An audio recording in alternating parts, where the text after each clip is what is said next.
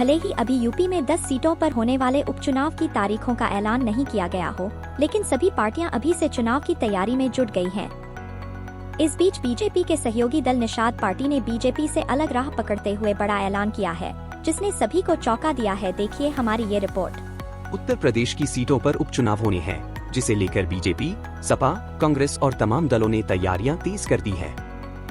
लेकिन इस बीच बीजेपी के सहयोगी दल निषाद पार्टी के मुखिया संजय निषाद ने बड़ा बयान दिया है। संजय निषाद का कहना है कि उनकी पार्टी बीजेपी के चुनाव चिन्ह पर नहीं, बल्कि अपनी पार्टी के चिन्ह पर चुनाव लड़ेगी।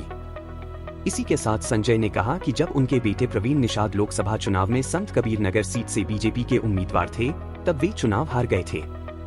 इसका कारण यह था कि वे बीजेपी के सिंबल पर चुनाव लड़े थे, इसलिए वे चुनाव हार गए।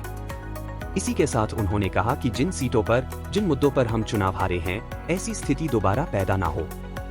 इसीलिए होने वाले उपचुनाव में निषाद पार्टी 2 सीटों पर अपने सिंबल पर चुनाव लड़ेगी। उन्होंने कहा कि जातियों ने बीजेपी के सिंबल को वोट नहीं किया था। निषादों की संख्या अब बढ़ रही है, इसीलिए बीजेपी को भी इस बारे में सोचना चाहिए। कहीं ऐसा न हो कि बीजेपी को इसका खामियाजा भुगतना पड़े।